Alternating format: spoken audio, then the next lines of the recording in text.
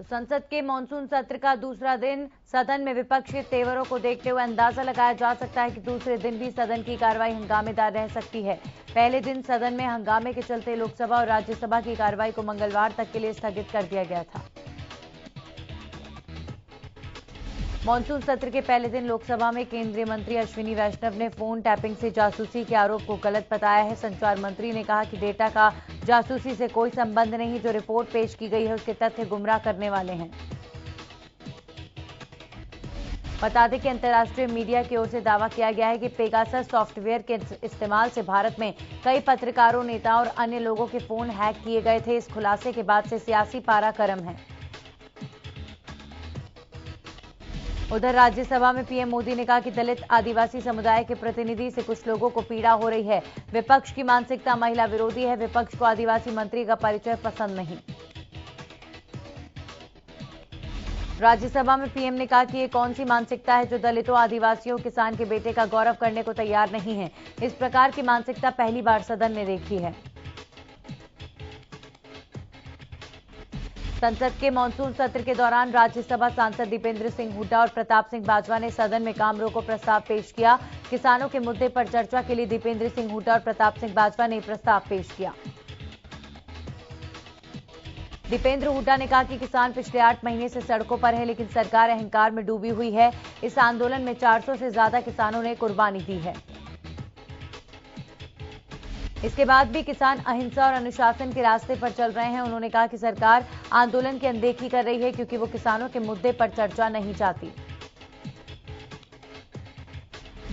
हर स्तर पर उठाएंगे किसानों की आवाज, इसलिए काम रोको प्रस्ताव को भी खारिज कर दिया गया। दीपेंद्र हुड्डा ने कहा कि हम लगातार हर स्तर पर किसानों की आवाज को उठाने का काम जारी रखेंगे। केंद्र की मोदी सरकार ने आज सर्वदलीय बैठक बुलाई है। शाम 6 बजे होने वाली बैठक में प्रधानमंत्री मोदी भी मौजूद रहेंगे। बैठक में सरकार विपक्ष के सभी सवालों के जवाब देगी। सर्वदलीय बैठक में कोरोना वैक्सीनेशन और वैक्सीन को लेकर प्रेजेंटेशन भी होगा। इसके अलावा कोविड के हालातों और सरकार की तैयारियों को लेकर भी चर्चा होने की संभावना है। आपको बता दें कि मानसून सत्र शुरू होने से पहले संसद के बाहर मीडिया से बात करते हुए पीएम मोदी ने कहा था कि कोरोना महामारी ने पूरी दुनिया को अपनी चपेट में लिया हुआ है। हम चाहते हैं कि इस महामारी को लेकर संसद में सार्थक चर्चा होनी चाहिए। प्रदेश में कोरोना के नए मामलों में लगातार गिरावट जारी है। सरकारी आंकड़ों के मुताबिक 24 घंटे में कोरोना के 30 नए मामले सामने आए हैं। इलाज के बाद एक दिन में 56 कोरोना मरीज डिस्चार्ज हुए, जबकि 6 कोरोना मरीजों को अपनी जान गंवानी पड़ी। प्रदेश में कोरोना की वजह से अब तक 9,605 लोगों की मौत हो चुकी है। कोरोना के मामलों में कमी के साथ साथ प्रदेश में कोरोना रिकवरी रेट में सुधार हो रहा है। प्रदेश में कोरोना रिकवरी रेट 98.65% हो चुका है और प्रदेश में अब सिर्फ 785 एक्टिव मरीज हैं। फरीदाबाद में वैक्सीनेशन का काम लगातार जारी। अब तक 11,43,000 लोगों को वैक्सीन लगाई जा चुकी है, जिससे कोविड-19 के मामलों में लगातार गिरावट दर्ज की जा रही है। फरीदाबाद सिविल अस्पताल के सिविल सर्जन ने बताया कि अब तक 12 गांव पूरी तरह वैक्सीनेट हो चुके हैं, जबकि 2 लाख लोगों को वैक्सीन की दोनों डोज लग चुके हैं। प्रदेश के गृह मंत्री अनिल विज ने केंद्रीय गृह मंत्री अमित शाह से दिल्ली में मुलाकात की। संसद भवन स्थित केंद्रीय गृह मंत्री के कार्यालय में अमित शाह और अनिल विज की मुलाकात हुई। अनिल विज ने बताया कि मुलाकात के दौरान प्रदेश के मौजूदा राजनीतिक हालात, कोरोना की तीसरी लहर से बचने के लिए उठाए जा रहे कदम, वैक्सीनेशन अभियान और किसानों के मुद्दों पर विस्तार से चर्चा हुई। गृह मंत्री अनिल विज ने सोमवार को हरियाणा भवन का औचक निरीक्षण किया। इस दौरान उन्होंने खान पान की व्यवस्थाओं का भी जायजा लिया। उधर गृह मंत्री अनिल विज ने कोरोना नियमों का पालन करने के दिशा निर्देश दिए और साफ सफाई को लेकर कर्मचारियों को आदेश जारी किए गए। बहादुरगढ़ में हुई भारी बारिश ने प्रशासन के सारे दावों की पोल खोलकर रख दी। शहर को लाइन पार से जोड़ने वाले नए अंडरपास में पानी भर गया। 32 करोड़ की लागत से बने अंडरपास की दीवारों से पानी निकलता दिखाई दिया। वहीं स्थानीय लोगों ने अंडरपास के निर्माण में खामी के आरोप लगाए। लोगों ने कहा कि ठेकेदार ने निर्माण कार्य में जमकर पैसे खाए हैं। उन्होंने कहा कि अंडरपास में पानी निकासी का कोई प्रबंध नहीं किया गया। वहीं कांग्रेस और बीजेपी के स्थानीय नेताओं में अंडरपास को बनवाने का श्रेय लेने की होड़ लगी हुई है। मानसून की दूसरी बारिश ने बहादुरगढ़ को पूरी तरह से डुबो दिया है। शहर की गलियां और सड़कें सब पानी से भर गईं। इतना ही नहीं, जल निकासी के लिए करीब 70 करोड़ रुपए से बनाई गई पक्की वेस्ट जुआ ड्रेन भी पूरी तरह से भर गई। ये ड्रेन अचानक हुई बरसात से खतरे के निशान से ऊपर बहने लगी, जिससे ड्रेन का पानी सड़कों और गलियों में भर गया। बहादुरगढ़ में बारिश से बनी जलभराव की समस्या को दूर करने के लिए एसडीएम हितेंद्र शर्मा ने खुद कमान संभाली। उन्होंने पानी निकालने के लिए 20 से ज्यादा पंप सेट लगाए। इस दौरान उन्होंने कहा कि अगर बारिश कुछ कम हुई तो जल्द जल निकासी हो जाएगी। वहीं एसडीएम ने अधिकारियों के साथ जल निकासी के प्रबंधों का जायजा लिया। गुरुग्राम में भी सोमवार को हुई बारिश ने निगम के दावों की पोल खोलकर रख दी। दरअसल शीतला माता मंदिर के पास सड़क तालाब में तब्दील हो गई।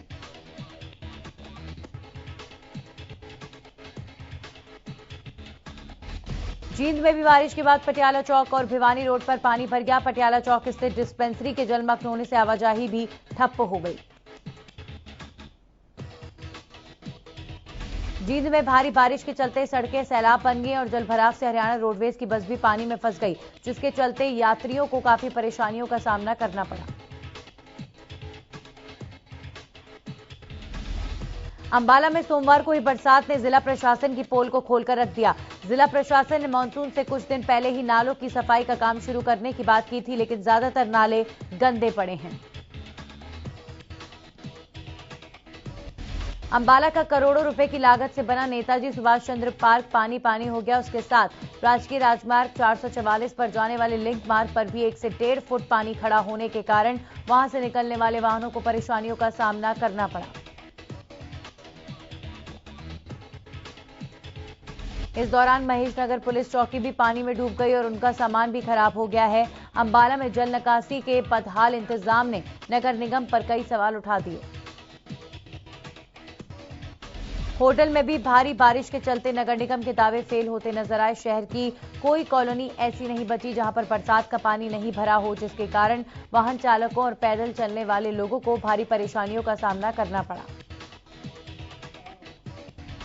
पलवल में भी सोमवार को हुई बारिश से कई हिस्सों में जलभराव की समस्या पैदा हो गई। लोगों का कहना है कि नगर परिषद की ओर से हर महीने शहर की साफ सफाई पर करीब 3 लाख रुपए का खर्च किया जा रहा है, लेकिन शहर में साफ सफाई नाम की भी नहीं चीज नहीं हुई, जिसके चलते पूरे शहर में बारिश के कारण जलभराव हो गया। उन्होंने कहा कि नगर परिषद की ओर से किए जा रहे दावों की बारिश ने पोल खोलकर रख दी। कैथल में हुई बारिश से पूरा शहर जलमग्न हो गया। एक और जहां लोगों को गर्मी से राहत मिली, तो वहीं अंडरग्राउंड दुकानों में पूरा पानी भर गया। लोगों का कहना था कि नगर परिषद बारिश के पहले अपने प्रबंधन ठीक नहीं करता। वहीं नालों में पॉलिथीन कचरा भरने की वजह से रुक गए हैं और बेवजह पानी सड़कों पर इकट्ठा हो गया है। जींद में भी बारिश ने विकास के दावों की पोल को खोलकर रख दिया। पटियाला चौक से नरवाना लुधियाना जाने वाले नेशनल हाईवे सड़क तक पानी के जमाव के चलते लोग परेशान दिखे। बाइक सवारों को धक्के मारकर बाइक को हाईवे से निकालना पड़ा। फरीदाबाद में हुई बारिश के चलते शहर की लगभग सभी सड़कें पानी से लबालब हो गई। फरीदाबाद की वल्लभगढ़ अनाज मंडी और सब्जी मंडी से लेकर बस स्टैंड में जलभराव की समस्या देखने को मिली। बस अड्डे, सब्जी मंडी और मेन बाजार के ज्यादातर इलाकों में पानी भर गया, जिससे लोगों को भारी परेशानियों का सामना करना पड़ा। बाजारों में जलभराव से व्यापारियों में गुस्सा देखने को मिला।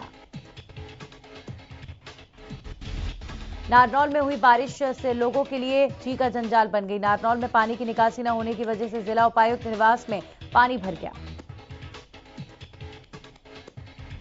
पेहोवा में भी सोमवार को हुई भारी बारिश से लोगों को काफी परेशानी हुई। बारिश से बाजार और मुख्य सड़कों पर पानी भर गया, जिससे लोगों को आने जाने में दिक्कतें हुई।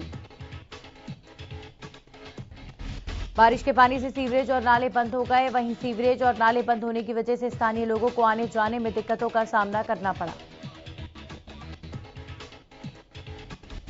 राई में सोमवार को बारिश का पानी घर से निकालते वक्त रोहित की करंट लगने से मौत हो गई। बताया जा रहा है कि घर से पानी निकालते हुए युवक का हाथ इन्वर्टर पर लग गया, जिसके बाद युवक को परिजन अस्पताल ले गए, जहां डॉक्टरों ने उसे मृत घोषित कर दिया। पुलिस ने सोनीपत के सिविल अस्पताल में पोस्टमार्टम कराकर परिजनों को सौंप दिया है। झज्जर में हरियाणा न्यूज की खबर का असर देखने को मिला। दरअसल झज्जर में हो रही बारिश ने प्रशासन के दावों की पोल को खोलकर रख दिया। लाखों की लागत से किए गए विकास कार्यों के बाद भी गलियों और सड़कों पर पानी निकासी कोई साधन नहीं दिखे। हरियाणा न्यूज की ओर से खबर दिखाए जाने के बाद प्रशासन की नींद टूटी। खबर के तुरंत बाद डीसी के साथ एसडीएम, सीटीएम और अन्य अधिकारी जलभराव का जायजा लेने पहुंचे। इस दौरान डीसी ने अधिकारियों को साफ सफाई करवाने के दिशा निर्देश दिए।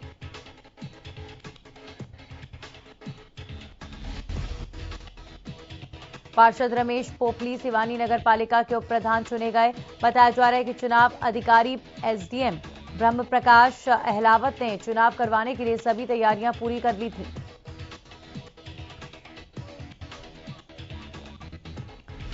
लेकिन रमेश पोपली इस प्रक्रिया में निर्विरोध उप प्रधान चुने गए। इस दौरान नवनिर्वाचित उप प्रधान रमेश पोपली ने कहा कि वो सिवानी के विकास और शहर को हरा भरा बनाने के लिए कार्य कर रहे हैं।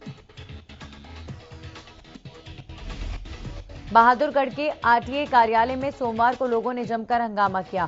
लोगों का कहना था कि आरटीओ विभाग के कर्मचारी उन्हें पिछले 4 महीने से लाइसेंस रिन्यू करवाने के नाम पर चक्कर कटवा रहे हैं। उनका कहना है कि रात के समय ही लोग अपने लाइसेंस रिन्यू करवाने और नए लाइसेंस बनवाने के लिए लाइनों में लग जाते हैं, लेकिन विभाग के कर्मचारी अक्सर लेट ही कार्यालय में पहुंचते हैं, जिससे नाराज आवेदकों ने कार्यालय के सामने जमकर हंगामा किया। और जब इस संबंध में विभाग के आला अधिकारियों ने कहा कि लोग 4 महीने से चक्कर काट रहे हैं, लेकिन ये तो सिर्फ 5 मिनट का काम है, तो लोगों को किस वजह से 4 महीने से चक्कर कटवाए जा रहे हैं। यमुनानगर में सोमवार को हरियाणा पावर इंजीनियर्स एसोसिएशन ने लोकसभा में प्रस्तावित बिजली संशोधन विधेयक 2021 का विरोध किया। एसोसिएशन का कहना है कि ये कर्मचारी विरोधी बिल है, इसे जल्दबाजी में पारित किया जा रहा है। उन्होंने बताया कि केंद्र सरकार निजीकरण की दृष्टि से बिजली विधेयक को संसद के मॉनसून सत्र में रखने जा रही है, जिसका बिजली कर्मियों और बिजली उपभोक्ताओं पर व्यापक प्रतिकूल असर होगा। इस विधेयक को लेकर बिजली कर्मचारी और बिजली उपभोक्ताओं से कोई राय नहीं ली गई है, केवल औद्योगिक घरानों से ही विचार विमर्श किया गया है। सोनीपत में सोमवार को भारी बारिश के बावजूद जनरल इंजीनियरिंग वर्कर्स यूनियन के बैनर तले कर्मचारियों ने मिल्टन साइकिल कंपनी के खिलाफ जमकर नारेबाजी की। कर्मचारियों का आरोप है कि मिल्टन साइकिल कंपनी ने 250 से ज्यादा मजदूरों को निकाल दिया। कर्मचारियों ने कंपनी पर सैलरी न देने का भी आरोप लगाया। इस दौरान कर्मचारियों ने मिल्टन साइकिल कंपनी को चालू करने और कर्मचारियों की बकाया सैलरी देने की मांग की है। सिरसा में स्वास्थ्य विभाग में आउटसोर्सिंग पॉलिसी के तहत कार्यरत कर्मचारियों का संघर्ष लगातार जारी। सोमवार को भी कर्मचारियों ने अस्पताल परिसर में बने पार्क में अपना विरोध प्रदर्शन जारी रखा। धरने की अध्यक्षता यूनियन की जिला प्रधान सुमित्रा चौहान और ब्लॉक प्रधान अमित कुमार ने की। कर्मचारियों ने सरकार और जिला प्रशासन के साथ स्वास्थ्य विभाग के खिलाफ जमकर नारेबाजी की। कर्मचारियों ने कहा कि ठेकेदार की मनमानी के चलते उनके कई साथियों को नौकरी से हटा दिया गया, जिसे कतई बर्दाश्त नहीं किया जाएगा। सिरसा में किसानों की रिहाई का मामला गरमाता जा रहा है। डिप्टी स्पीकर की गाड़ी पर हमले के आरोप में 5 किसानों की गिरफ्तारी हुई है, जिसको लेकर किसानों का धरना प्रदर्शन जारी है। गिरफ्तार किसानों की रिहाई को लेकर दक्ष प्रजापति चौक पर किसानों के साथ अनशन पर बैठे बलदेव सिंह सिरसा का सोमवार को मेडिकल करवाया गया। वहीं इस मौके पर एसडीएम जयवीर यादव भी मौजूद रहे। हिसार में किसानों के समर्थन में बार एसोसिएशन का धरना 167वें दिन भी जारी रहा। एसोसिएशन के वकीलों का कहना है कि जब तक किसान आंदोलन चलेगा, तब तक किसानों के समर्थन में उनका धरना भी जारी रहेगा। बता दें कि 167 दिन से बार एसोसिएशन किसानों के समर्थन में हर रोज 11 बजे से 2 बजे तक सांकेतिक धरना दे रहे हैं। इसके साथ ही बार एसोसिएशन के वकीलों ने कहा कि आंदोलन के दौरान किसानों पर जितने भी मुकदमे दर्ज किए गए हैं वो सभी मुकदमे बिना फीस के लड़े जाएंगे। सिरसा के लघु सचिवालय के समक्ष किसानों की रिहाई की मांग को लेकर किसानों का धरना चौथे दिन भी जारी है। धरने में शामिल होने के लिए अलग अलग गांव से किसानों के लगातार लघु सचिवालय में पहुंचे हैं। धरना स्थल पर पुलिस की ओर से सुरक्षा के पुख्ता बंदोबस्त भी किए गए। लघु सचिवालय के गेट पर रैपिड एक्शन फोर्स और हरियाणा पुलिस के जवानों को तैनात किया गया है। किसान नेताओं का कहना है कि जब तक गिरफ्तार किसानों की रिहाई नहीं होती तब तक देशद्रोह का मामला जब तक नहीं हटाया जाता तब तक धरना जारी रहेगा। असंध में सोमवार को बीजेपी के मंडल स्तर की कार्यकारिणी मीटिंग का किसानों ने विरोध किया, जिसके बाद 27 किसानों को गिरफ्तार कर लिया गया। 27 किसानों की गिरफ्तारी के बाद बाकी किसानों ने थाना असंध का घेराव कर प्रशासन और बीजेपी नेताओं के खिलाफ जमकर नारेबाजी की। हालांकि पुलिस प्रशासन का पूरा बंदोबस्त होने के बावजूद किसानों ने प्रशासन पर पूरा दबाव बनाकर 27 किसानों को रिहा करवा लिया। यमुनानगर में अभी भी अभिभावक अपने बच्चों को स्कूल में भेजने से डर रहे हैं। अभी भी अभिभावक के साथ असमंजस में है कि वे अपने बच्चों को स्कूल में भेजें या फिर ना भेजें। जिस तरह से तीसरी लहर की आशंका जताई जा रही है उसके बाद हर कोई डरा हुआ है। बताया जा रहा है कि तीसरी लहर का बच्चों पर ज्यादा असर देखने को मिलेगा। हालांकि स्कूल प्रशासन ने कोविड गाइडलाइन का पालन करते हुए स्कूलों को फिर से खोला है। अगर फिर भी किसी तरह की कोई दिक्कत होती है तो विचार विमर्श के बाद स्कूलों को बंद कर दिया जाएगा। चौधरी देवीलाल विश्वविद्यालय से संबंध सिरसा के सभी कॉलेजों में सोमवार से ग्रेजुएशन और पोस्ट ग्रेजुएशन की परीक्षाएं शुरू हो गई हैं। विश्वविद्यालय के कॉलेज और संबंध सभी कॉलेज में छात्र छात्राओं की चहल पहल देखने को मिली। कोरोना काल के चलते पिछले लंबे समय से कॉलेजों में शैक्षणिक कार्य बंद था। डाउट क्लियर करने और प्रैक्टिकल के लिए छात्र कॉलेजों में आ पा रहे थे। कॉलेज में परीक्षाओं के मद्देनजर पूर्ण प्रबंध किए गए हैं। कमरों को सैनिटाइज किया गया है। पानीपत में दूसरे समुदाय की लड़की से शादी करने की रंजिश में 15 से 20 युवकों ने एक व्यक्ति पर लाठी डंडों से हमला कर दिया। युवक के बेहोश होने के बाद आरोपी उसके घर पहुंचे और परिजनों के साथ भी मारपीट की।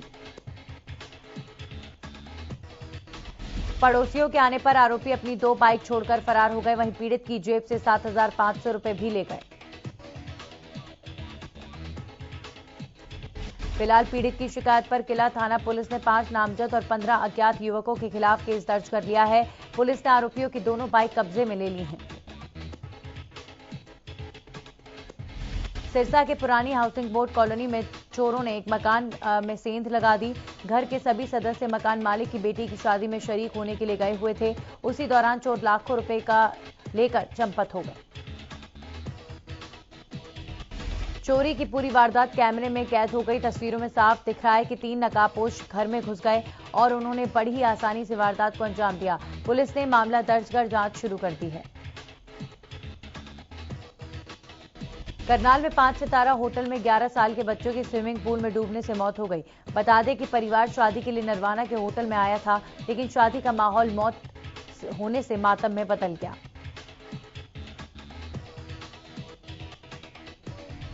जांच अधिकारी ने बताया कि परिवार वालों ने बच्चे को एक निजी हॉस्पिटल में भर्ती करवाया, जहां पर बच्चे की मौत हो गई। वहीं पुलिस ने होटल वालों के खिलाफ मामला दर्ज कर लिया है। फिलहाल शव का पोस्टमार्टम करवाकर परिजनों को सौंप दिया गया है। वहीं परिवार वालों ने आरोप लगाया कि होटल में मैनेजमेंट की लापरवाही से बच्चे की मौत हुई है। फिलहाल पुलिस पूरे मामले की जांच कर रही है। सोनीपत के रहने वाले लाल सुमित ओलंपिक में हॉकी में देश का प्रतिनिधित्व कर रहे हैं। सुमित ने आर्थिक तंगी को कभी अपने हौसले के आगे रोड़ा बनने नहीं दिया। दिन भर मजदूरी करने के साथ ही सुमित 2 घंटे हॉकी की प्रैक्टिस के लिए भी निकलते थे। उनका यही जज्बा उन्हें आज ओलंपिक में ले गया है। सुमित के परिवार का कहना है कि उन्होंने हर परेशानी का सामना कर ये लक्ष्य हासिल किया। परिवार ने बताया कि ओलंपिक में खेलना सुमित का सपना रहा है, जो अब साकार हुआ है। सोनीपत में चौथी youth and junior national boxing championship का आगाज हुआ। चैंपियनशिप में देश भर से पुरुष और महिला खिलाड़ी हिस्सा ले रहे हैं। 23 जुलाई तक चलने वाली इस चैंपियनशिप में जो खिलाड़ी विजय रहेगा, उसे 17 अगस्त से दुबई में आयोजित होने वाली एशियन चैंपियनशिप में भाग लेने का मौका मिलेगा।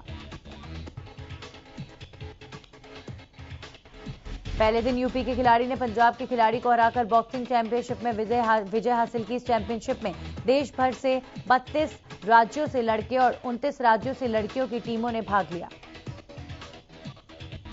चैंपियनशिप में 180 लड़कियां और 300 लड़के भाग ले रहे हैं। इस चैंपियनशिप को हरियाणा बॉक्सिंग संघ की तरफ से आयोजित करवाया जा रहा है।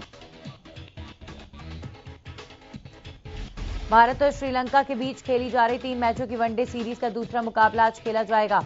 कोलंबो के और प्रेमदासा स्टेडियम में खेले जाने वाले मुकाबले में टीम इंडिया जीत के साथ सीरीज पर कब्जे के लिए मैदान में होगी। रविवार को खेले गए पहले वनडे से ठीक पहले विकेटकीपर बल्लेबाज संजू सैमसन चोटिल हो गए थे। ऐसे में उनकी जगह ईशान किशन को डेब्यू करने का मौका मिला था। किशन ने इस मौके का पूरा फायदा उठाते हुए 59 रनों की ताबड़तोड़ पारी खेली थी।